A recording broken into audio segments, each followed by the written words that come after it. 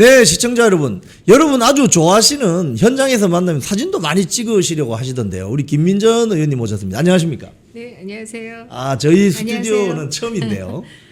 요즘 잘 계십니까?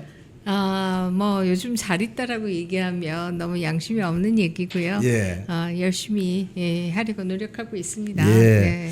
참 아니 우리 이영풍 기자님 참 이 부산 북구에서 뵙고 그때 이 까만 라이방 까만 선글라스에 그 정말 너무 고생하셔서 예. 정말 너무 그때 감사드렸죠. 진짜. 그때 북구 갑에 선거 유세 지원 연설 하셨던 분 중에 유일하게 2번 이상 오신 분이 김민전 의원이십니다. 박민식 후보님의 또 대학 또 동기이시고 친구라고 하시더라고요. 그래서 제가 열심히 얼굴이 익을 정도로 햇볕을 받으면서 유세 활동을 한 기억이 아주 생생합니다. 자, 요즘 올공에 자주 이제 가셔서 사진도 찍으시고 하시던데 전에 부산 집회에서도 오셔서 참석하셨는데 맞죠? 네, 그렇습니다. 갔었어요. 제가 그때 부산에서는 이영풍 기자님을 못 뵀어요. 왜냐하면 그때 부산 성관이 앞에서 지금 45일째인가요? 노숙을 하고 계시는 유튜브 분이 계세요. 부산이요라고 하시는 분. 제가 그분하고 따로 좀 뵈려고 뵙다가 이영풍 기자님이 오시는 데는 제가 조금 늦게 가서 그때 뵙지는 못했죠. 예. 그날 부산에 지도부도 총출동하고 또 행진도 같이 하고 있는데 이 올공 사태로 인해서 한번 같이 이렇게 쭉 행진하시고 뭐 현장 가보시면 어떤 걸 느끼십니까? 네, 사실 국민들의 정말 좀 공정하고 투명한 선거를 하자라고 하는 그 열기가 정말 엄청나다라고 하는 걸 느낄 수가 있고요. 또 어쩌면 너무나 당연한 얘기이다 이렇게 얘기할 수 있겠죠. 헌법 1조에는 모든 권력은 국민으로부터 나온다. 뭐 이거는 정말 국민 주권 아니겠습니까? 그런데 이 국민 주권이라고 하는 것은 선거를 통해서 나오는 것인데 이 선거가 공정하고 투명하지 못하다라고 한다면 그 주권의 의미가 과연 있는 것이냐 이렇게 얘기할 수밖에 없고요. 이 때문에 정말 근데 어떻게 보면 이번 6.3 선거에서는 투표 용지가 부족해서 지금 막 국민들이 분노하셨지만 이게 좀 오래됐습니다. 2020년 선거부터 이상 현상들이 참 많이 나타났거든요. 예를 든다라고 하면 음식점에 가서 2020년 선거를 좀 비유를 한다라고 하면 우동을 시켰는데 아니 우동 안에 막 나무젓가락 이런 게 들어있는 거예요. 그래서 예민한 사람들 이거 본 거예요. 머리카락도 보고. 그래서 여기 머리카락 들어있다. 이렇게 해서는 안 된다. 이 주장을 하면 그동안엔 다 음모론자다. 부정선거 음모론자다. 그리고 온라인에서 그와 관련된 증거나 이런 것들은 거의 다 막 사라지고 이렇게 됐었지요. 이게 이제 계속 쌓여온 것입니다. 2022년 대선에서는 제가 그날 대선 본투표가 있는 당일날 6시에 송파구의 투표자 수가 3만 표가 줄어드는 걸 제 눈으로 봤어요. 갑자기 그 당시에 서울에서 가장 투표율이 높은 곳이 송파구다 이렇게 가다가 6시 되니까 투표자 수가 갑자기 4만 표가 줄어들면서 송파구의 투표율이 3위로 내려오더라고요. 그런데 투표 숫자가 올라가다가 그렇죠. 올라가야지 뒤로 오면 안 되는 거잖아요. 정말 투표자 수의 통계에 있어서는 백이라는 게 있을 수 없고 더 늘어나야 되는 거잖아요. 근데 제가 그때 제 눈으로 그걸 볼 수 있었던 것은 송파구가 계속 1위를 하고 있었기 때문에 알고 있었던 거예요. 근데 그렇지 않고 작은 곳에서는 뭐가 일어나고 있는 것인지 이것은 사실 알 수 없고요. 또 예민한 분들이 그동안에 찾아놓은 것들이 많이 있어요. 투표소가 늘어나다가 우리가 줄어들었다. 이렇게 얘기하는 케이스들이 저는 송파구를 봤습니다만 그동안에 꽤 있었어요. 근데 이번에 오늘 이제 뉴스가 이 합수부가 그렇습니다. 통계 조작 때문에 중앙선관위 전산 쪽에 지금 뭐 들어갔다는 거잖아요. 그래서 제가 사실 22년 대선에도 송파구에서 줄어드는 걸 봤다. 이 얘기를 제가 사실 많은 분들께 얘기를 했습니다. 그러면 저보고 약간 정신이 나간 여자인 것처럼 이제 정신이 제대로 돌아왔네요. 그렇게 얘기하시는 분들이 계셨어요. 근데 그러면서 투표 현장을 몰라서 그런다. 뭐 이렇게 막 얘기하시는 분들이 계셨는데요. 결과적으로 글을 쓸 수 있다라고 하는 게 지금 드러나고 있는 거 아니겠습니까? 지금 오늘 그 관련 보도가 지금 계속 속보가 쏟아지는데 선관위가 당일 투표율 통계를 전산 조작으로 할 수 있다. 이게 이 합수본에 지금 정황이 포착된 거고요. 그것도 선관위 직원들끼리 메신저 방에서 야 그거 위에 보고하지 말고 우리끼리 그냥 숫자 조정해라고 했다는 정황도 포착했다는 건데 그러면 2022년 대선 때 송파구에서 그 투표율이 갑자기 뚝 떨어지는 거 숫자가 그렇죠. 줄어드는 그게 그렇죠. 그 말이군요. 네, 그렇습니다. 아마 그 경우가 아닐까 싶고요. 제가 그 이후에 제 눈을 제가 못 믿어서 혹시 그걸 기사화한 곳이 있나 예. 찾아봤어요. 예. 그랬더니 FN투데이에서 예. 역시 송파구에서 3만 표가 줄어들었다라고 하는 것을 기사화하기도 했습니다. 사실 그런 사건이 일어나면 이거 제대로 검증하자. 그렇죠. 그래서 검증이 일어나야지 건강한 사회이거든요. 그런데 벌써 그로부터 4년이나 지났는데 이제자 이런 일이 있다라고 하는 것도 한편에서는 다행하지만 다른 한편에 있어서는 우리가 충분히 건강한 사회는 아니었던 것이다 이렇게 얘기할 수 있고요. 또 다른 한편에서 지금 이제 얘기하신 그것이 23년에 이 국정원에서 선관위 서버를 해킹이 되는지 이런 것들을 23년 10월 검증을 하지 10일이죠. 그렇죠? 검증했습니다. 그때 검증하고 나서 나온 결론이 투표자 수를 늘릴 수도 있고 줄일 수도 있고 해킹해서. 투표 한 사람을 안 한 사람으로도 할 수 있고 안 한 사람을 한 사람으로도 할 수 했다고 있다. 할 수도 있고. 네. 이미 이걸 발표했었고요. 아마 그 당시에 윤석열 정부이기 때문에 이 문제에 대해서 좀 검증을 해보자라고 하는 내부적인 뭔가 있었겠죠. 그러니까 국정원이 했겠죠. 근데 어쨌든 그렇게 국정원의 발표가 나왔으면 사실 우리가 건강한 사회면 이미 그때 이걸 어떻게 하면 정말 이 서버가 안전한지 이런 것들을 진단하는 이 시스템을 만들 것이냐 이런 것에 대한 논의를 했어야 되는데요. 우리가 계속해서 묵혀왔고 결국은 음식점에서 아니요 터진 거네요. 네, 뭐 면은 안 넣고 빈 그릇만 주는 상황이 결국은 발생한 것이죠. 지금 사실 우리 김민전 의원님 말씀하신 것처럼 2023년 10월 10일에 국정원이 해커들을 동원해서 점검을 했을 때 이 다 뚫린다 이거 투개표 다 뚫리고 전산망 다 뚫리더라. 점수도 그때 30 몇 점밖에 못 받았어요. 100점 만점에. 그래서 이거 심각하다고 했는데 감사를 하자 이러니까 헌법상 독립기구이기 때문에 감사를 못 받습니다. 이렇게 해서 빠져나가는 그런 상황이었는데 결국 그게 쌓여서 이번에 터진 겁니다.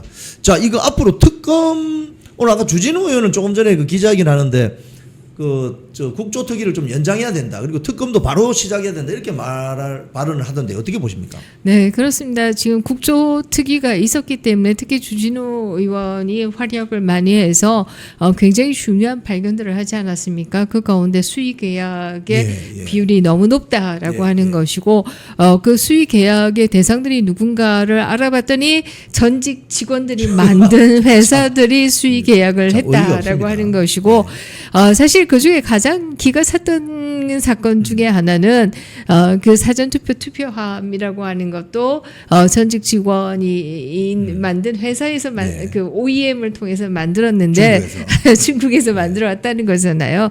근데 그 사전투표함이라고 하는 걸 공개했을 때 다들 머리가 있는 분들은 다 빵 터졌습니다. 왜냐하면 투명 투표함이라고 얘기했는데 투명한 아크릴 박스 안에 그 안에 다시 백을 넣어서 하나도 안 투명한 거예요. 보이지가 않아요. 그렇습니다. 이 투명 투표함이 나온 이유는 프랑스 같은 경우에는 선거 투표함이 아주 유리같이 투명한 곳에 한 표 넣고 이렇게 당기면 한 표씩 올라가서 몇 명이 투표했다는 게 집계가 일어나는 거죠. 우리는 정확하게 몇 명이 투표했는지가 집계가 안 되다 보니까 막 이 창건하시는 분들이 가서 정자로 가서 막 숫자를 하나 써 오시고 지금 온갖 일들이 다 있는 거잖아요. 그리고 재작년인가요?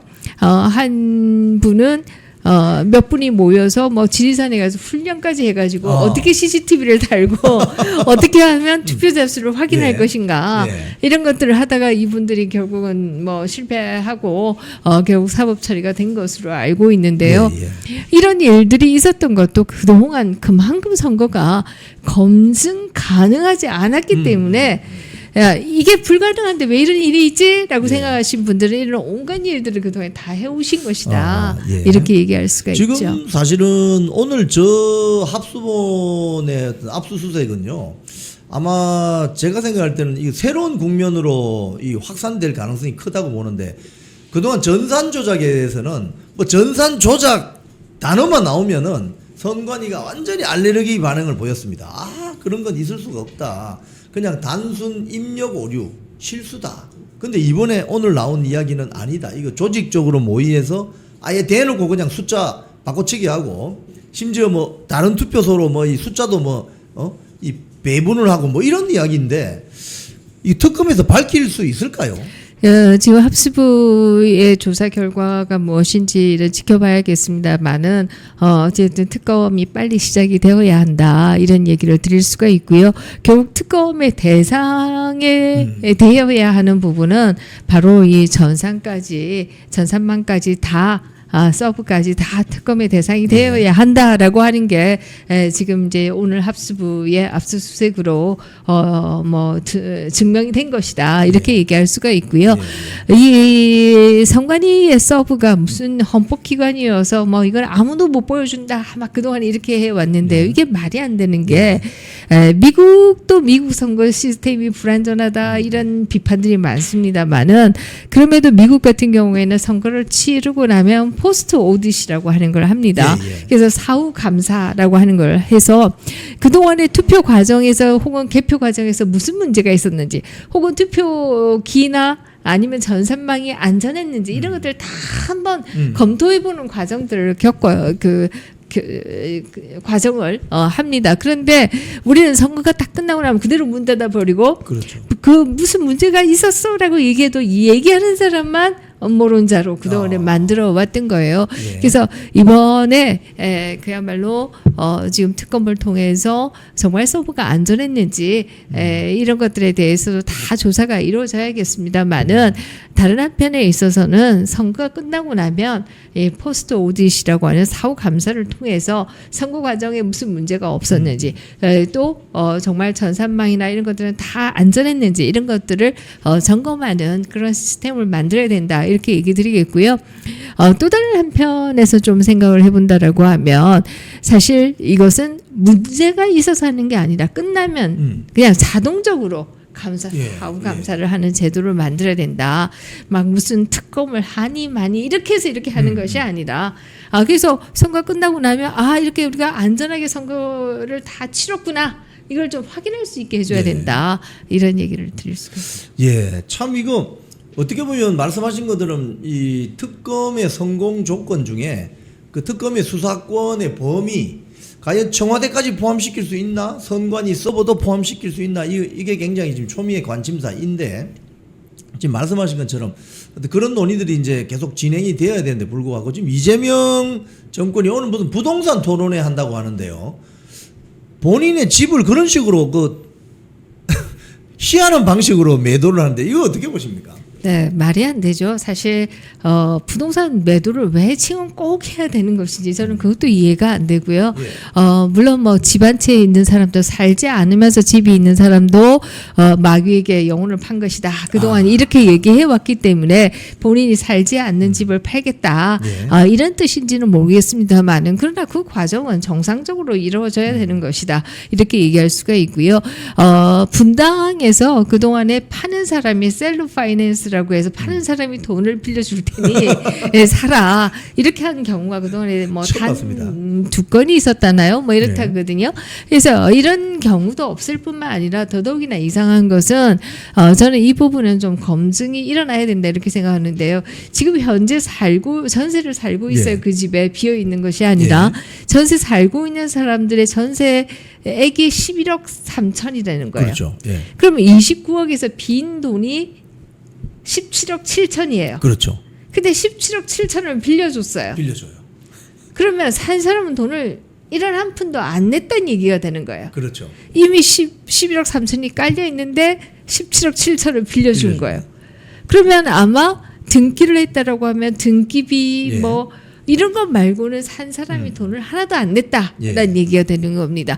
대한민국 어디에도 사실 이렇게 돈을 하나도 안 내고 거래를 하는 곳이 있는가 하는 생각을 할 수밖에 없고, 그렇기 때문에 뭐 전문가들에게 토제가 있고 뭐 이 재건축을 위해서 빨리 취득을 해 이런 예. 얘기하는데, 그런 거 다 떠나서 예. 돈 하나도 안 내고 집을 파는 경우가 있는가, 하나도 안 받고, 그 뭐 잘 아는 사람인가요 혹시? 그걸 이제 저는 검증을 해봐야 된다 이런 생각을 합니다. 그래서 사람이 누군지. 그래서 그 사람이 누군지, 이것이 일종의 위장 증여인지 아, 아니면 명의 신탁인지 뭐 이런 것들에 대해서도 저는 다 조사를 좀 해봐야 되는 것이 아닌가 이런 생각하고요. 또 다른 한편에 있어서는 17억 7천에 대해서 이자를 안 받겠다. 엄청 마음씨 좋은 파격적인 것처럼 조건이네요. 이자를 안 받겠다 이렇게 네. 얘기하는데요. 사실 우리 국세청에서 만약에 제가 저희 아들에게 17억 7천을 이자를 안 받고 빌려줬다. 그럼 이러면 증여여서 증여. 불법 예. 증여세 안 됐다라고 해서 이거 당장 수사 들어오죠. 그렇죠. 조사 들어옵니다. 그래서 이자를 안 받는다라고 하는 건 또 좋은 일이 아니라 이것도 문제이고, 이것도 국세청의 조사를 받아봐야 되는 일이다. 지금 이거 뭐 이런 식으로 쇼 해가지고 지금 뭐 보유세 더 늘리고 부동산 정책을 더 옥죄는 그런 방향으로 가려고 하는 그 쇼 하는 거 아닙니까?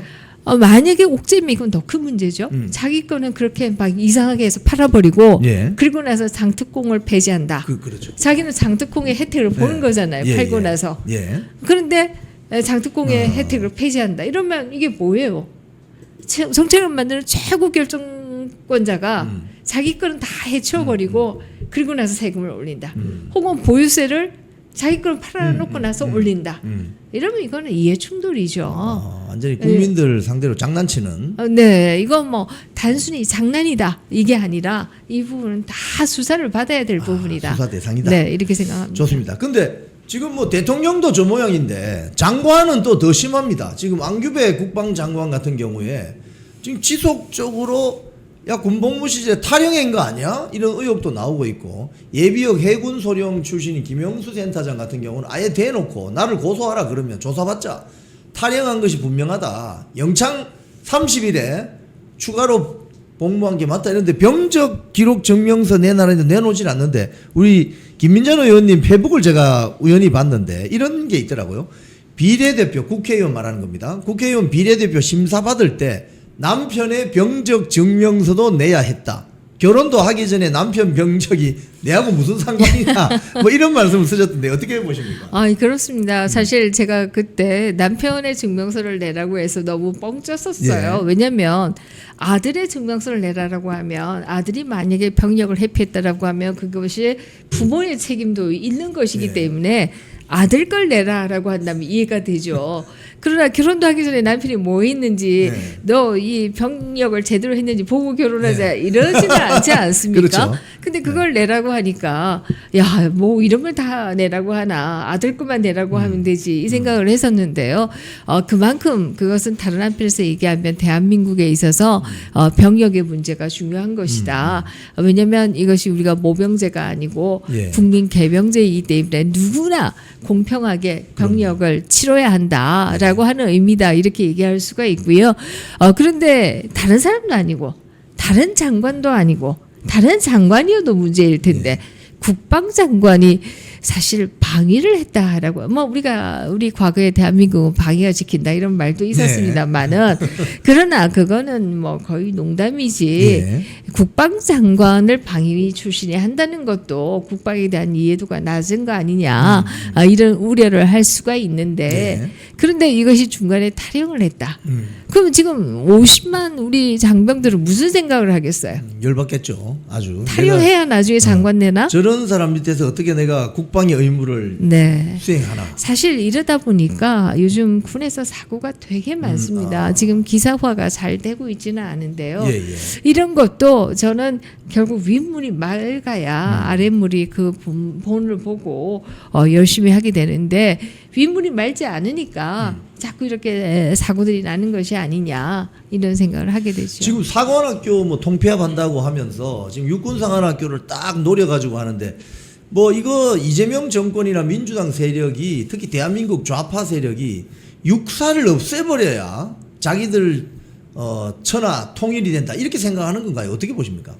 전 뭐 본인들이 어떤 생각을 하고 있는지 그 의도는 모르겠는데 사실 육사를 장흥으로 보낸다. 뭐 이 얘기도 한때 있었어요. 있었죠. 그 얘기가 있은 지 얼마 안 됐는데 한때가 아니라 얼마 안 됐어요. 몇 달 안 됐어요. 근데 갑자기 또 대전으로 간다는 거 예. 아니겠습니까? 아니 이 지금 육사를 비롯한 우리 사관학교는 미래의 우리 한국을 방위하는 대표적인 핵심 브레인들인데 핵심 엘리트들인데 이들에 대한 교육을 이렇게 정말 하루아침에 뭐 손바닥 뒤엎듯이 이렇게 해도 되는 것인가 예. 하는 분노를 할 수밖에 없다 이런 생각을 하고요.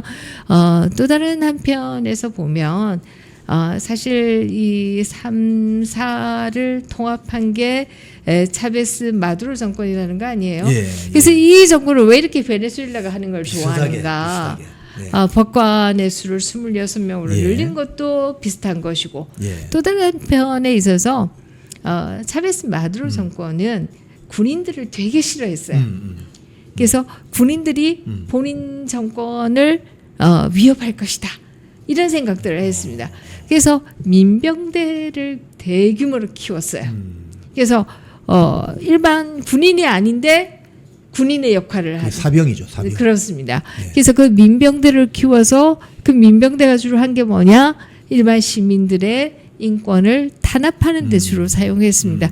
그래서 아직 민병대까지 안 가는지 모르겠지만 네. 3사 통합이라고 하는 게 정규군의 약화를 초래하는 것이 뻔한데 저렇게 하는 것은 뭐 한편에 있어서는 차베스 마두로 정권과 유사한 면이 있다 이렇게 생각하죠. 지금 그 광주에서 정말 꽃다운 나이에 피워보지도 못한 우리 16살 여고생이 지나가다가 이 살인을 당하는 이런 일이 벌어졌는데 그 이른바 장윤기 사건입니다. 그 과정을 처리하는데 보니까 경찰이 단순 살인 사건으로 축소해서 이 사건을 몰아가다가 결국 이게 터져버렸어요. 지금 이 핵심에 이제 검찰의 보안 수사권을 남기느냐 마느냐 이거 가지고 지금 논란이 아주 치열하게 붙었는데 민주당 지도부는 아유 뭐 8.17 전당대회 이전에 그냥 보안 수사권 완전히 폐지한다 이런 입장으로 가는데 이렇게 되면 일반 서민들 또는 여성들 사회적 약자들이 굉장히 위험해지지 않겠습니까? 그렇습니다. 사실 우리가 전반적인 치안 자체가 약화될 것이다. 그리고 그 희생양이 되는 것은 주로 사회적 약자들이 될 것이다. 이런 생각을 할 수가 있고요. 도대체 무엇을 이렇게 위해서 이렇게 하는가? 대한민국의 검찰청을 없애는 날이 오리라고 생각해 보셨습니까? 그런데 10월 달부터 지금 검찰청이 사라진다는 것이거든요. 예. 근데 저는 정말 이해가 안 되는 게 우리가 박종철 사건에서 이 탁이라는 탁친이 억하고 죽었다. 그 말 쓰는 것 자체도 스타벅스에게 무슨 이 탱크데이 탁이 이것 때문에 또 엄청 비난하지 않았습니까?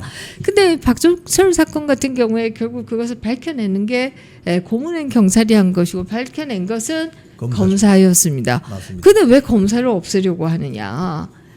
그러면 탱크데이에 대해서 그렇게 비난이나 하지 말던가 하는 생각을 할 수밖에 없고요. 사실 대한민국이 자랑하는 대표적인 것 중에 하나가 치안 아니겠습니까? 그렇죠. 예. 우리가 도둑, 사기꾼 뭐 이런 것들이 없기 때문에 사회 시스템이 비교적 건강하고 안전하게 돌아가는 것이고 이 때문에 어디 가도 가방 하나 테이블 위에 올려놓으면 이건 내 자리 예, 예. 누가 가방을 들고 갈까봐 예. 걱정하지 않아도 되는 예. 이런 시스템이 만들어진 게 대한민국의 치안이다 예. 이렇게 얘기할 수 있는데 이걸 지금 다 무너뜨리겠다라고 하는 것이 아닌가 하는 생각을 하게 되고요. 사실 장윤기 사건에 대해서 얘기를 좀 하자면 성관이가 왜 이렇게 됐는가? 견제와 균형이 이루어지지 않았기 맞습니다. 때문입니다. 예, 맞습니다. 그동안에 정기적으로 감사가 이루어졌다라고 한다면 선관위에 대해서도 다른 행정부처와 마찬가지로 이런 일은 아마 없었을 것입니다. 그런데 이 견제와 감시가 없는 곳에서 결국은 가족회사가 되고 가족회사인 것으로 부족해서 주로 수의 계약을 하면서 전직 직원들의 예. 회사들에서 사오고 뿐만 아니라 나중에는 뭐 숫자도 마음대로 고치고 뭐 이런 상황까지 갔다라고 하는 것이고 이게 결국은 견제와 균형이 있어야 된다 이런 얘기를 드릴 수가 있는데요. 저는 경찰과 검찰도 마찬가지다 예. 이렇게 생각합니다.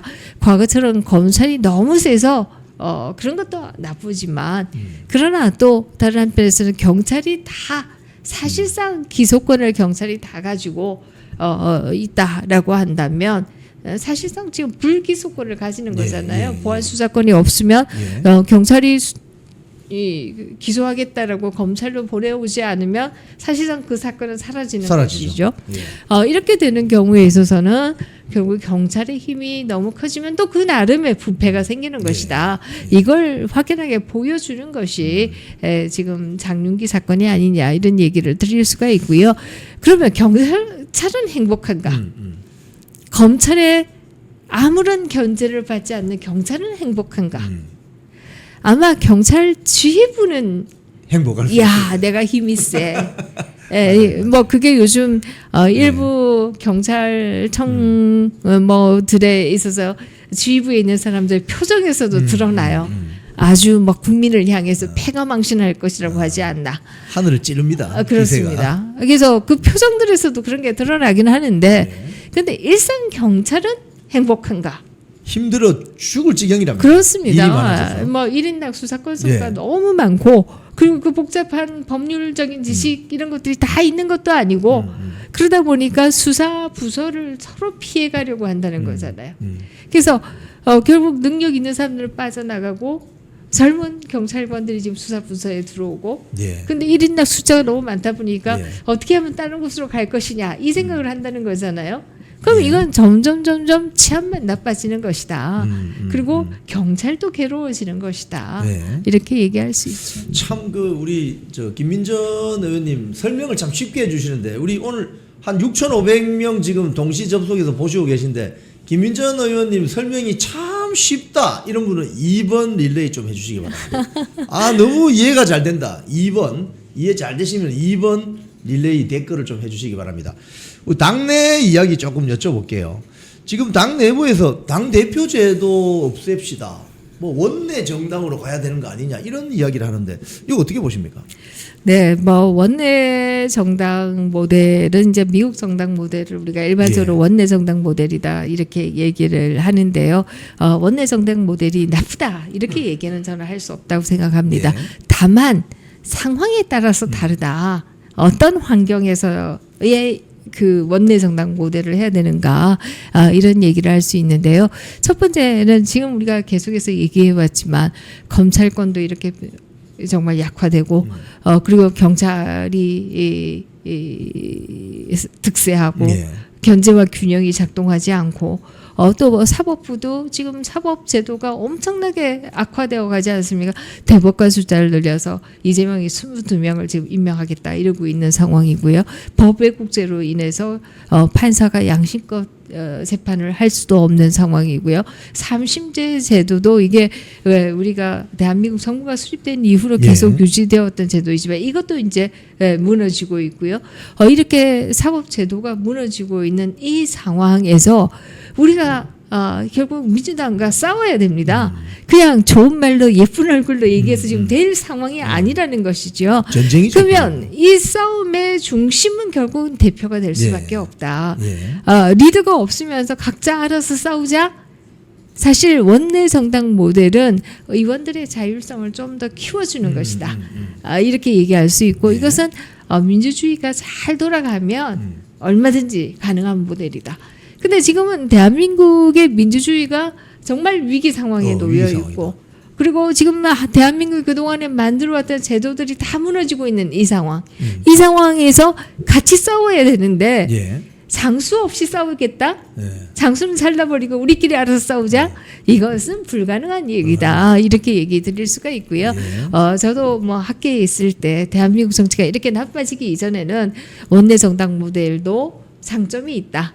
특히 우리 정당들은 개파 정치가 결국 다음 공천권을 향해서 개파들의 싸움이 계속되고 능력 있는 사람도 다른 개파 사람도 다 공천권 잘라버리고 이런 일들이 계속되어 왔기 때문에 그에 대한 대답은 원내 정당 모델과 그리고 국민 전체가 다 경선을 치르는 미국형 경선 제도를 도입하는 것이다. 국민 경선 제도를 도입하는 것이다. 이런 얘기들을 많이 해왔는데요. 그러나 지금은 그 상황이 아니라는 지금, 거죠. 네. 대한민국 민주주의가 지금처럼 정말 어려움에 정말 봉착한 적이 없는데 지금 우리가 싸워야 될 때다. 그런데 지금 장수를 잘라버리자 이것은 있을 수 없는 얘기다. 이렇게 얘기 드릴 수가 있고요. 이 미국형 국민 경선은 사실은 우리처럼 여론조사 좀 해가지고 하는 거 아니에요. 우리 여론조사 믿기도 어렵고 지금 뭐 그런 상황에서 여론조사 조금 뭐 5대5로 하면 국민정당이 있고 뭐 8대2로 하면 뭐 당원정당 이건 말이 안 되는 얘기입니다. 사실 여론조사를 뭐 대중정당 모델이건 원내정당 모델이건 여론조사로 후보를 뽑는 나라는 어디에도 없고 여론조사로 당대표를 뽑는 나라도 어디에도 없다. 그래서 여론조사를 정치에서 좀 빼내야 된다. 이런 생각을 하죠. 이러다 보니까 여론조사를 계속하는 거죠. 그렇죠. 예, 그러니까 우리 김민정 의원님께서 정치학 전공 교수님이셨습니다, 여러분. 굉장히 또 이 글로벌 정치에 박식하시고. 그러면 지금 장동혁 대표 체제가 이제 다음 달이면 꼭 1년이 되는데. 당원이 주인공이 되는 당원 중심 우파 대중주의 정당이 눈앞에 왔다 이런 평가를 많이 받는데 요건 또 어떻게 보십니까? 네, 제가 말씀드린 것처럼 사실 미국의 경우에는 당원 중심 정당이 아니고 지지자 중심 정당이다 이렇게 얘기합니다. 그래서 미국 같으면 당원이란 개념 자체가 없고 지지자라고 얘기를 합니다. 그러나 유럽 같은 경우에는 대중정당 모델이 아직도 강해서 당원들이 있는 것이고요.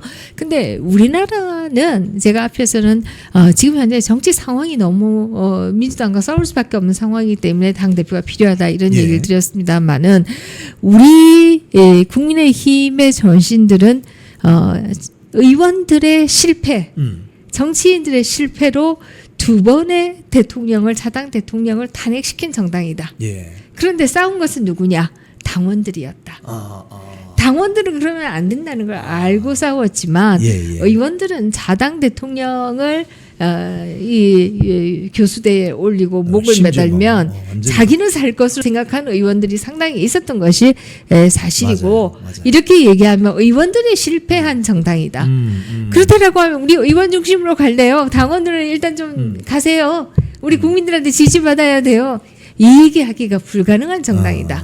지금은 그래도 우리가 우리 국민의힘의 정신 스피릿이라고 하는 걸 당원들이 유지하고 있는 것이다. 이렇게 얘기할 수가 있죠.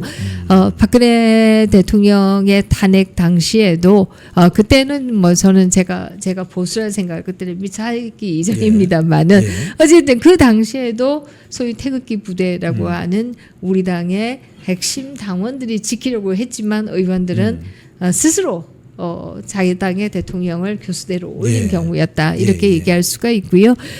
윤석열 대통령의 탄핵도 마찬가지죠. 우리 당원들 이번에는 이제 젊은 청년 당원들이 그동안에 우리 당을 지켜온 연세 많은 당원들을 향해서 감사하다라고 하면서 우리가 지키겠다 나섰지만 우리 당 의원들이 결국은 탄핵에 찬성해 주면서 결과적으로 지금까지 흘러온 것이다. 사실 지금까지 이재명 정부가 들었으면 어떤 일이 발생할 것이라고 하는 건 우리가 다 예상하지 않았습니까? 조금만 정치를 보는 눈이 있으면 이 때문에 탄핵만은 막아야 된다. 이렇게 얘기해 왔던 것인데요.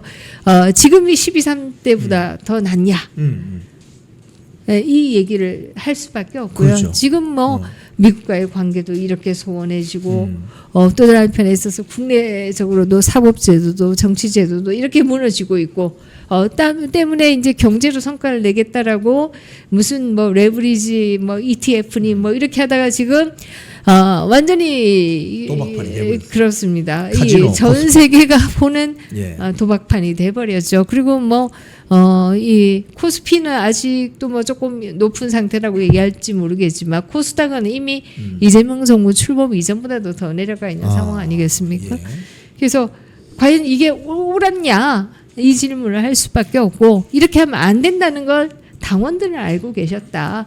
그렇다라고 하면 당원이 우리는 중심이 될 수밖에 없다 이런 생각을 하죠. 자, 우리 김민전 의원님께서 역시 교수님 출신답게 아주 귀에 쏙쏙 들어오게 설명을 아주 잘해 주시고 계십니다. 여러분들이 아까 2번 릴레이 엄청 해주셨는데 정말 감사합니다. 우리 김민전 의원님은 부산 출신입니다. 네, 부산에서 고등학교를 나오시고 서울대학을 졸업하셨는데 김민전 국회의원, 김민전 정치인이 꿈꾸는 김민전의 정치는 어떤 건지 좀 설명해 주실 수 있나요? 사실 제가 꿈꾸는 정치라기보다 지금 현재 저는 너무 당황스럽다 이런 얘기를 드릴 수밖에 없고요. 제가 학위를 하고 온 이후 약 30년간은 대한민국 민주주의가 조금씩 더 나아지는구나 이렇게 생각을 하면서 그래도 대한민국 민주주의가 발전한다. 이 자부심을 가지고 그래도 정치학자로서 살아왔다 이렇게 얘기할 수가 있는데요. 24년 국회 들어오고 나서 보니까 이것이 한순간에 무너지고 있는 그 한복판에 서 있는 것이고 이 한복판에서 내가 할 수 있는 일이 참 많지 않다. 이것에 너무 비애감을 느끼고 있는 상황이다. 이렇게 얘기 드리겠습니다. 어쨌든 이 어려운 시기를 우리가 함께 정말 손을 잡고 같이 이겨내야 되지 않겠는가 이 생각하죠. 예, 우리 김민전 의원님 이제 제가 마지막 질문까지 드렸습니다. 참 어떻게 보면은 이 대담을 하다 보면은 이분이 어떤 분인가 조금 느낌이 오거든요.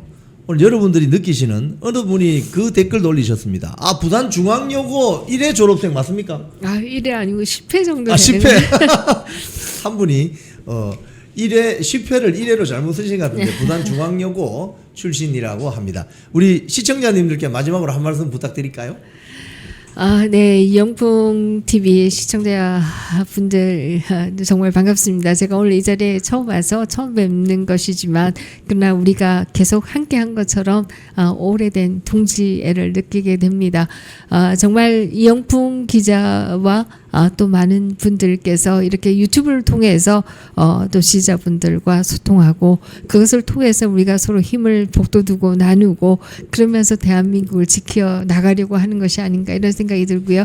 우리가 꼭 승리할 때까지 여러분들께서 이영풍 TV 많이 시청해 주시고 많이 지지해 주시기 바랍니다. 감사합니다. 네, 우리 김민전 의원님 오늘 출연해 주셔서 고맙습니다. 그동안 선관위가 전산 조작할 것이다 이렇게 추측을 많이 했죠. 그러면 그때마다 선관위나 집권 여당 세력은 무슨 소리냐, 부정선거 음모론자들이다, 극우들이다, 이 부정선거 음모론자들아 이렇게 몰아왔죠. 그런데 조직적으로 전산 조작한 정황이 지금 포착이 됐습니다. 그래서 압수수색이 중앙선관위에 대해서 이루어지고 있습니다. 그 소식 먼저 드리겠습니다. 첫 번째 카드 뉴스 올려보세요. 지금 투표자 숫자를 전산 조작한 정황이 포착됐습니다. 네, 그럴 줄 알았다. 합수본이 지금 중앙선관위에 대해서 압수수색을 하고 있어요. 하고 있는데 내용이 뭐냐? 내용이 중요합니다. 이 내용이. 여러분, 그래서 우리가 공부를 많이 해야 되는 거예요. 공부하지 않고 대충 카드란 뉴스 따라다니다가는 큰 코 다칩니다. 제가 며칠 전에 로이킴 단둥 프로젝트 저자를 초대해서 이 방송을 해드린 것도 다 그런 이유입니다. 여러분 많이 듣고 공부하셔야 됩니다. 저도 공부하겠습니다. 그리고 이 방송은 여러분 좋아요를 많이 눌러주십시오. 그래야 알고리즘을 타고 많은 분들에게 전파가 됩니다. 좋아요를 많이 눌러주시기 바랍니다. 자, 먼저 연합뉴스가 보도를 상세하게 조금 해놨어요. 정리를 해놨어요. 제가 한번 이거를 읽어보고 또 제가 전문가한테 전화해서 또 물어봤습니다. 자,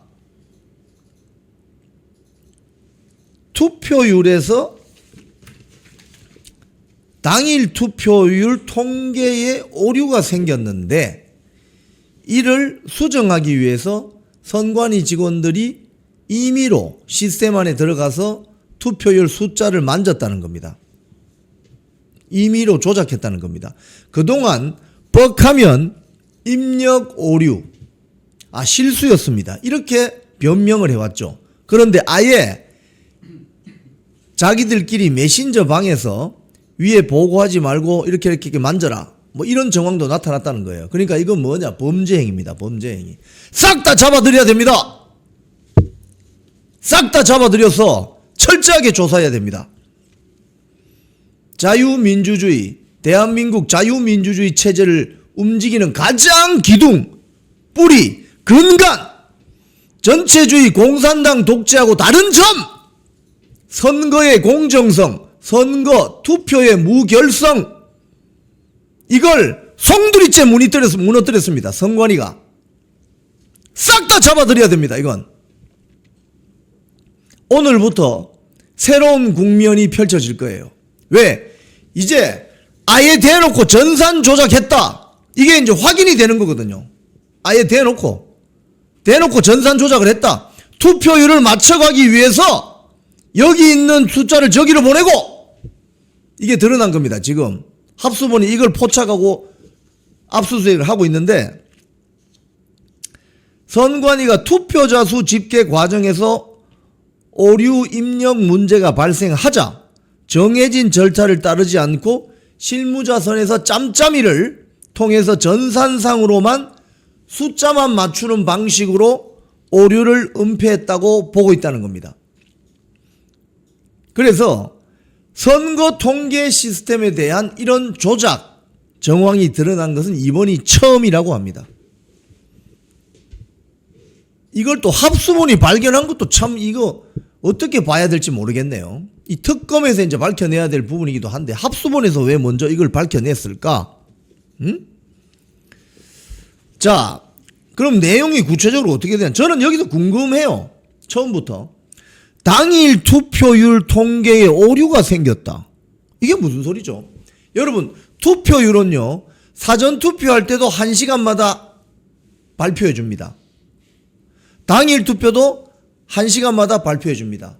이게 오류가 생겼다는 거거든요. 오류가. 그게 왜 오류가 생기지? 로이킴, 단둥 프로젝트 저자 로이킴 씨가 뭐라고 하던가요? 통합선거인 명부를 만질 것이다 라고 추론했습니다. 무슨 소리냐? 모집단이 예를 들어서 100만 명이면은 이 100만 명보다 모집단을 더 부풀린다는 거예요. 한번 120만, 130만 정도를 부풀려 놓은 다음에 투표율을 계속 높인다. 그러면서 장난친다. 뭐 그런 추론이거든요. 이게 추론이었습니다. 그런데 실제로 오늘 드러난 거 보면 합수본이 이 혐의를 딱 잡았다는 거예요. 즉 여기서 이렇게 했다는 겁니다.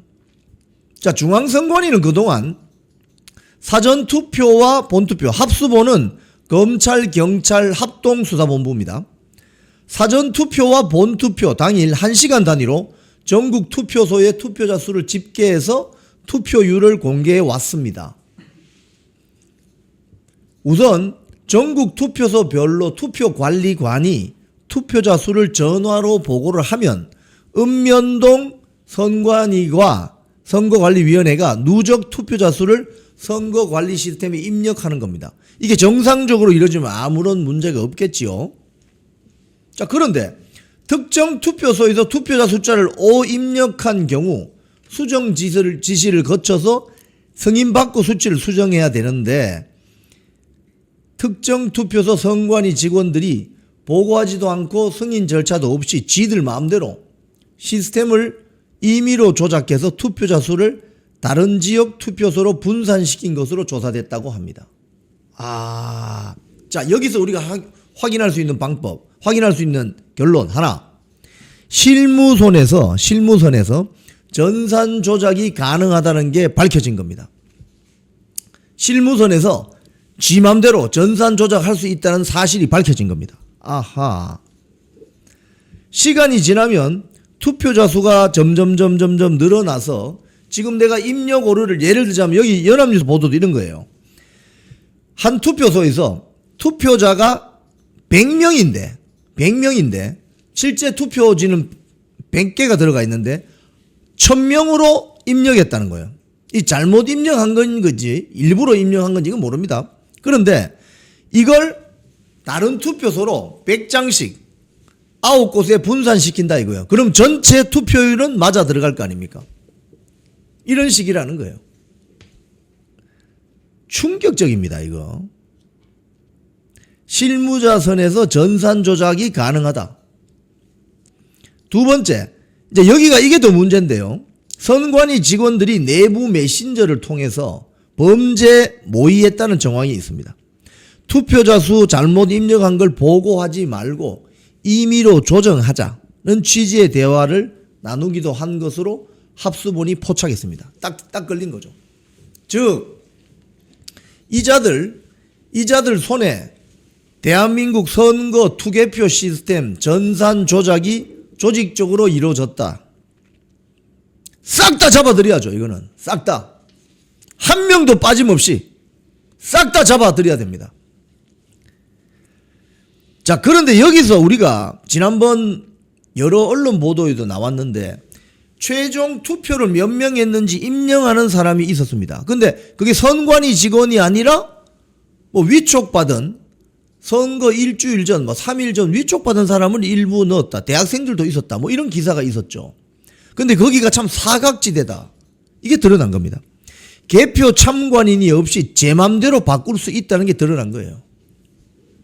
범죄 사각지대가 바로 여기였다. 구멍이었다, 여기가. 결국 투표율을 가지고 장난친다는 점이 드러난 겁니다. 아하, 투표율을 가지고 장난친다. 고의로 전산 조작을 할 수 있다. 선관위 실무 직원들이 쉽게 통계 시스템에 접근할 수 있었던 만큼 이들이 투표율 통계뿐만이 아니라 다른 통계, 개표율, 전산 조작 가능성도 열려 있어서 새로운 국면을 맞게 됐다는 겁니다. 이번 사건이. 자, 그런데 이게 문제점이 있어요. 이렇게 되면 어떤 문제가 생기느냐? 시간대별로 1시간대별로 투표율 통계가 실제 투표율을 반영하지 못하면 어떻게 됩니까? 1번 투개표 관리 업무가 차질을 빚습니다. 왜?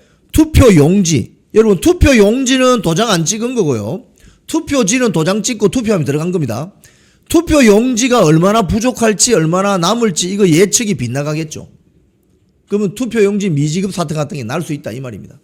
두 번째, 실시간 투표율에 따라서 각 당이 선거의 유불리를 계산할 수 있는데 지지층 결집 정도가 달라지기 때문에 투표 자체에 영향을 줄 수가 있다는 겁니다.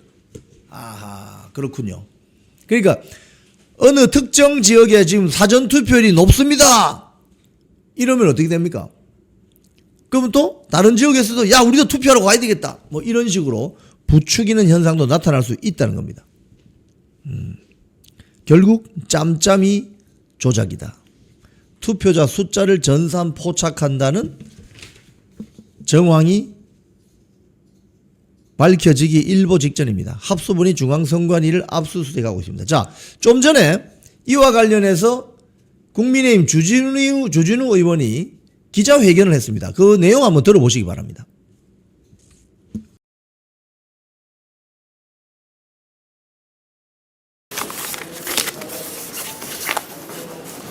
네. 선관위 구초특위위원 주진우 의원입니다. 오늘 선관위에서 투표율 조작 사실이 드러나서 전산 서버에 대해서 압수수색을 실시하고 있습니다. 지금까지하고는 완전히 다른 국면이라고 판단합니다. 왜냐하면 이것은 단순 실수가 아니라 고의에 의한 전산 조작이고 이런 식의 조작이 가능했다면 전국 단위의 어떤 투표 결과도 어떤 투표율에 대한 통계도 모두 다 조작이 가능했다는 뜻이기 때문입니다. 저는 어제 요구했던 국정조사를 반드시 즉각 연장하고 국정조사 과정에서 이 전산 조작에 대해서도 새로운 국정조사를 실시해서 진상을 더 밝혀야 된다고 생각합니다. 그리고 합동수사본부의 수사만으로는 부족합니다. 성역 없는 특검을 즉시 발족시켜서 특검이 무제한으로 또 어떠한 수사 범위의 제한도 없이 제대로 수사를 해야 합니다. 이 전산 조작이 6.3 지방선거에 있었던 사실이 밝혀진 이상 당시 상임위원이었던 위철한 중앙선관위 위원장 대행, 위철한 중앙선관위원장 대행과 강동환 사무총장 대행은 여기에 대해서 직접적인 책임이 있습니다. 더 이상 대행 역할을 하는 게 적절하지 않다고 생각하고 수사 대상이기도 합니다. 그렇기 때문에 즉각 사퇴하고 특검의 수사를 받으시기 바랍니다. 나머지 질문 받겠습니다. 손으로의 강동입니다. 어제 국토위 국민의힘 네, 이 화면은요 펜앤마이크에서 조금 전 방송한 내용입니다. 주진우 의원이 지금 아주 활발하게 활동을 하고 있는데 전산 조작하는 것이 드디어 확인이 되었다 이렇게 선언했습니다. 그래서 국조특위를 다시 연장하고 특검도 빨리 들어가야 된다 이런 이야기입니다. 결국 꼬리가 길면 잡힌다고 하더니 결국 그 꼬리가 잡히는군요. 전산 조작이 가능했다. 조직적으로 모의했다. 합수본에서 이걸 어떻게 핸들링할지 걱정이 됩니다만은 이건 특검을 통해서 또는 대국민 항쟁을 통해서 밝혀낼 수밖에 없다. 그런 국면으로 지금 가고 있다. 그동안 부정선거 이야기하면 국민의힘 내부에서도 부정선거 음모론자들 대표적인 게 국민의힘 밖에 있는 조갑재 씨 같은 분들이죠. 부정선거가 어디 있냐? 전산조작 나왔다! 어떻게 설명할래 이거?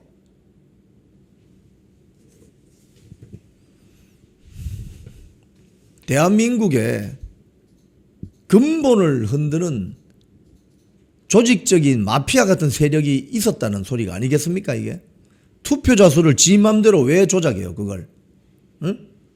1000명 투표했으면 1000명이라고 해야지. 그걸 1200명 투표했다고 하거나 800명 투표했다고 하거나 해서 노리는 게 뭐냐 이거예요. 투표지가 남으면 남는 대로 어디로 뿌리고 모자라면 모자란 대로 뿌리고 이럴 거 아닙니까? 부정선거라는 게 기본 개념이 뭡니까? 투표자 수를 인위적으로 증감시키는 게 부정선거입니다.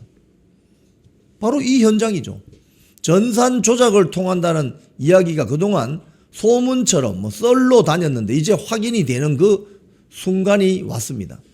합수본이 지금 부정선거 관련 전산 조작 관련 압수수색을 하고 있다고 하니까 한번 지켜봐야 될 것 같습니다. 하지만 오늘 이후로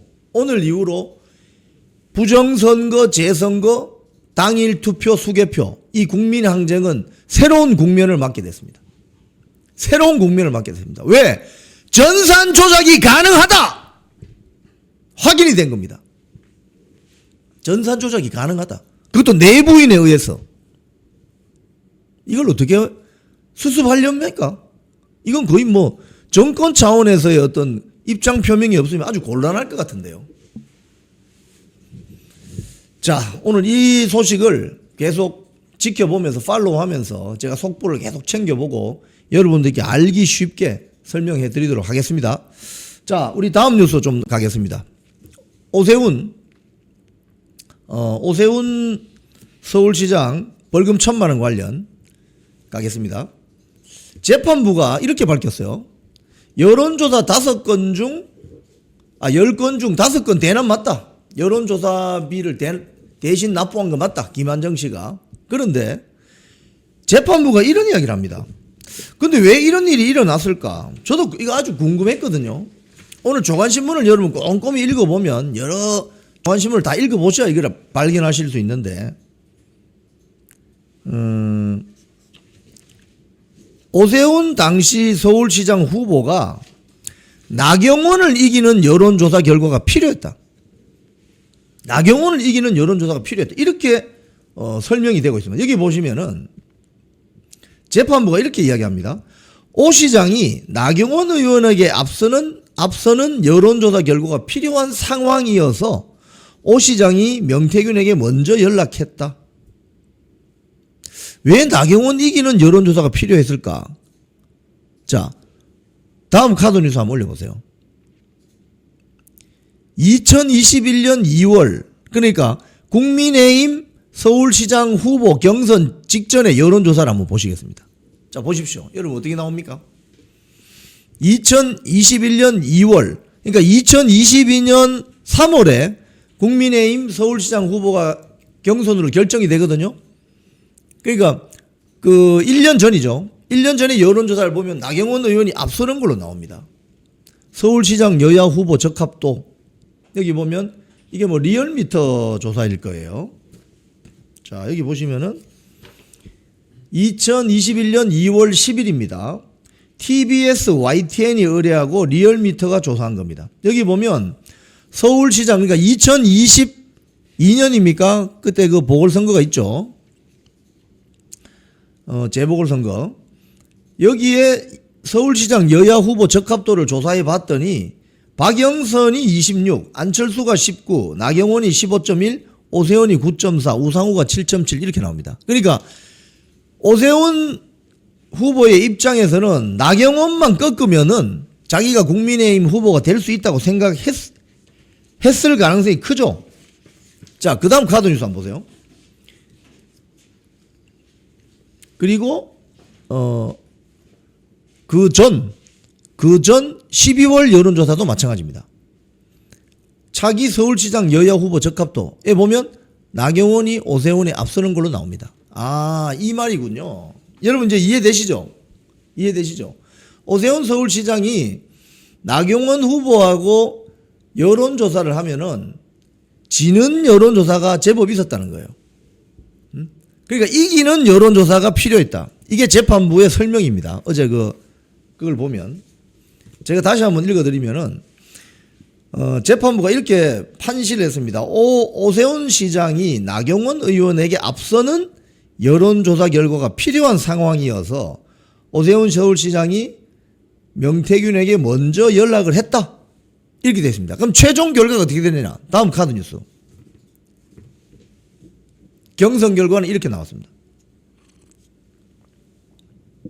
경선 결과는 오세훈 승리로 나타납니다. 나경원이 지는 걸로 나왔습니다. 자, 이 무슨 말씀인지 아시겠죠? 그러니까 정치 무관심증은 여론조사 보고, 그러니까 저 사람 쪽으로 대세론이 형성된다. 오세훈 쪽으로 대세론이 형성된다. 아니다. 나경원이 여론조사해 보니까 높더라. 이렇게 사람이 헷갈리는 거죠, 그죠? 근데 그 대세론을 만들기 위해서 여론조사를 만졌다. 이런 거죠. 쉽게 이야기하면은. 오세훈 대세론을 만들기 위해서 명태균을 접촉했다. 이렇게 재판부는 본 겁니다. 그래서 나경원을 최종 꺾게 되는, 그래서 결국 후보가 오세훈이 되는, 그래서 재판부가 이렇게 판시한 거예요. 경선을 앞두고 공표된 여러 여론조사에서 나경원 의원이 오세훈 시장보다 앞선 결과가 나왔다. 이와 관련해 재판부는 오 시장이 나경원 의원에게 앞서는 여론조사 결과가 필요한 상황이었다. 그래서 오세훈이 명태균에게 먼저 연락했다. 이런 겁니다. 여러분 이제 이해되시죠? 네. 그러니까 이런 식으로 여론을 호도한다는 거예요. 그러니까 지금 나경원 의원 입장에서는 저걸 감을 잡고 있을 거 아닙니까? 굉장히 뼈아프겠죠. 여론조사 추이대로 갔다면 나경원이 후보가 될 수도 있었을 텐데, 그래서 서울시장 후보에 한번 출마해 볼 수 있었을 텐데 결국 오세훈이 나갔다 이 말입니다. 저건 뭔가 여론 조작한 거 아니야? 뭐 이런 의구심을 가지고 있었겠죠. 그런데 오늘 아침까지도 나경원 의원은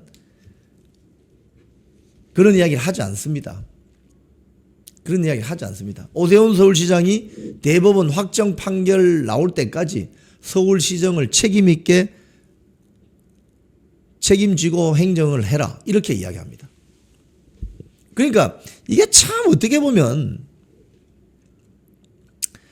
자, 결국 이런 식으로 가는 거죠. 자, 그럼 다음 카드 뉴스 한번 보세요. 재판부는 또 이렇게 봤습니다. 이 오세훈은 어떤 역할을 했느냐 그러면은 여론조사를 의뢰했다. 그 다음에 강철원 서울시 부시장은 여론조사를 검증했다. 숫자 같은 거 검증했다. 김한정 사업가는 여조비를 대납했다. 요렇게 역할 분담이 요렇게 돼 있었다라고 해설을 합니다. 그러니까 이게 이제 전체적인 프레임이 요렇게 짜져 있었다 이거예요. 다른 보도도 보면 이렇게 나옵니다. 당시 오세훈 서울시장이 9년이 넘는 정치적 공백으로 정치적 입지가 다소 위축된 상태였던 점, 여러 여론조사에서 나경원 의원이 앞서는 결과가 나왔던 점을 토대로 오세훈 서울시장에게 여론조사를 의뢰할 동기가 상당하다고 재판부는 봤다는 겁니다. 오 시장은 2021년 1월 8일 김영삼 전 국민의힘 의원에게 명태균 연락처를 알려달라고 요청해 연락처도 받았다는 겁니다. 그래서 오세훈 서울시장은 여론조사를 의뢰하는 역할이고 강철원 전 부시장은 여론조사에 대해서 지속적으로 지적을 하면서 통계표를 받아본 뒤에 표본수에 대한 문제를 제기했고 이후 실제로 표본수가 줄어들었다는 겁니다. 재판부는 이렇게 판시했습니다. 강철원은 오세훈에게 유리한 결과를 기대하고 명태균에게 언론사를 소개했다. 결과가 불리하게 나오자 이에 항의하며 의뢰자에게 언론사를 제외하고 공표도 최대한 늦게 함으로써 그 공표 효과가 최소화될 수 있게끔 조치했던 것으로 보인다. 즉 오세훈 서울시장이 여론조사를 의뢰했고 강철원 부시장이 검증했으며 후원자 김한정 사업가가 여론조사 비용을 대납한 구도가 인정된다는 겁니다. 명태균은 그동안 이렇게 이야기했습니다. 오세훈 서울시장이 서울시장 선거 앞두고 살려달라, 나경원을 이기는 여론조사가 필요하다고 말했다고 주장했죠. 그 대가로 아파트를 약속했다. 뭐 이렇게. 근데 이 말이 사실인지 아닌지는 모릅니다. 재판 과정에서는 아직 확인되지 않았습니다. 자, 이렇게 되면 오세훈 서울시장이 만약에 지금 벌금형 1,000만 원 받았잖아요. 그럼 어떻게 되느냐? 이게 대법원 확정 판결이 나면 내년 4월에, 다음 카드 뉴스, 내년 4월에 서울시장 재선거할 가능성이 커졌습니다. 지금 재판이 633이거든요. 1심 6개월, 2심 3심 각각 3개월, 1년 안에 끝나도록 되어 있습니다. 그러니까 이렇게 되면 빨리빨리 해서 내년 1월쯤 재판이 확정되고 2027년 4월쯤에 서울시장 재선거가 있을 수도 있습니다. 자, 그런데 여기서 제가 이 방송 댓글을 보면서 느낀 점이 하나 있습니다, 여러분. 자, 이 카드 뉴스 내리시고. 지금 국민의힘 당 지도부나 또 실제 당사자였던 나경원 의원도 말을 굉장히 아껴요. 그러니까 이렇게 이야기하죠. 이재명 재판은 하지도 않으면서 다 중단시키면서 오세훈 서울시장에 대해서는 왜 이렇게 신속 진행해서 당선 취소형보다 훨씬 높은 1,000만 원 벌금을 때리냐. 이건 공식적으로 이렇게 이야기하는 거죠. 다만 이런 게 있습니다. 국민의힘 지지자들이 오세훈에 대해서 별로의 연민의 정을 느끼지 않는 것 같아요. 어제 방송에서 제가 말씀드린 것처럼 어제 벌금 1,000만 원형 나왔다고 하니까 많은 국민의힘 지지자들 또는 장동혁 대표 지지자들은 꽃이다, 고소하다 이런 표현들이 많이 등장해요. 왜 그렇겠습니까? 왜 그렇겠습니까? 장동혁 대표가 올공에 가서 집회하고 비 오는 날도 우산 쓰고 앉아있으면 참 너무나도 처절하다 이런 심정을 공감을 하잖아요. 오세훈 서울시장 억울할 수도 있습니다. 본인은 왜 명태균 발언만 전부 증거로 채택해서 나에게 벌금 1,000만 원 때리느냐 억울할 수 있어요. 제가 어제 방송에도 그 이야기 드렸습니다. 전체적으로 맥락을 잘 보셔야 된다고. 그런데 많은 지지자들이 오세훈 서울시장 당선 취소형 받은 것에 대해서 별로 흥분하지 않습니다. 그건 왜 그러냐?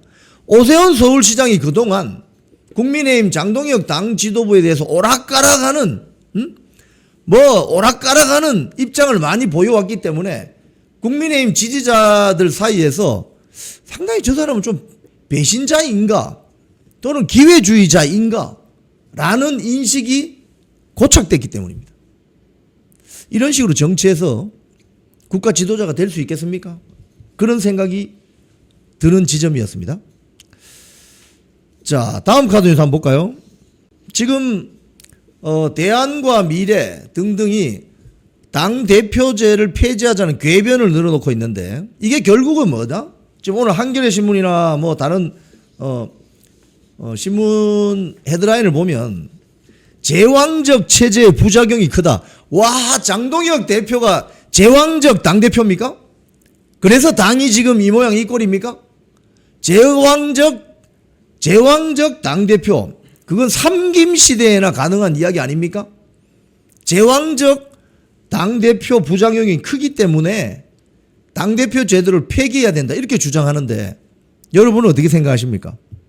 그러면 왜 2년 전에 한동훈 비대위, 한동훈 당대표 시절에는 이런 이야기 안 나왔죠?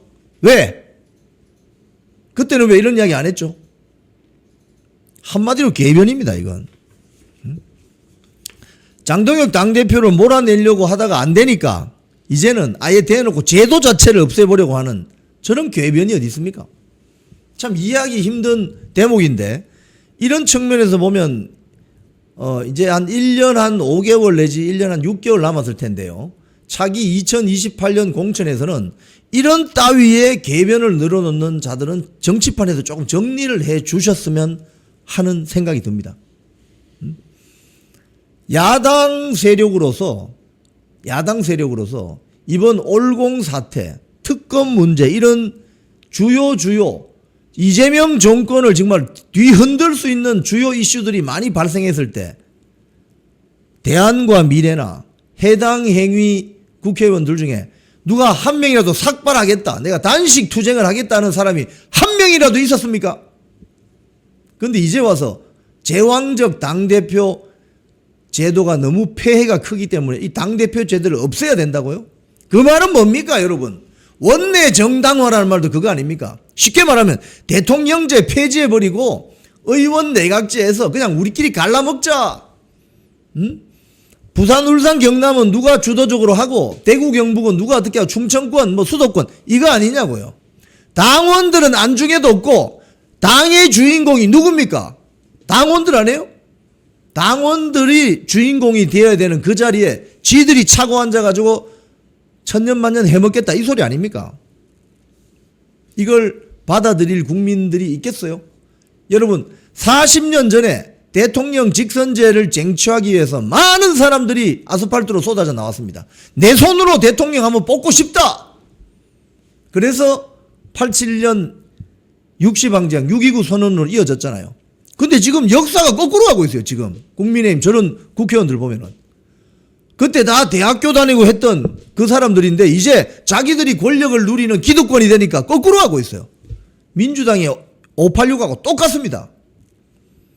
국민들이 용서하지 않습니다. 당원들이 절대 용인하지 않습니다. 그 사실을 아셔야 됩니다. 쿵TV를 사랑하시는 시청자 여러분, 대한민국은 지금 체제 전쟁 중입니다. 연성 파시즘 체제로 갈 것이냐 아니면 자유민주주의 체제를 지킬 것이냐, 이를 위해서는 결단과 용기가 필요합니다. 민주당의 정보통신망법이 통과되어서 오는 7월부터 시행이 됩니다. 이렇게 되면 언론 자유 훼손은 물론이고 자유우파 유튜버들의 산업 생태계에 심각한 지장이 예상됩니다. 여러분 어떻게 해야 되겠습니까? 여러분들의 도움이 필요합니다. 여러분들이 우잘사 회원에 가입하셔서 대한민국 체제 전쟁에 승리하고 국민의힘 장동혁 지도부를 지켜내고 정보통신망법을 비롯한 언론 자유를 심각하게 훼손하는 여당발 공세에 대응해 주시기 바랍니다. 우잘사 회원 많이 가입하셔서 함께 가는 여정을 만들어 갑시다. 감사합니다.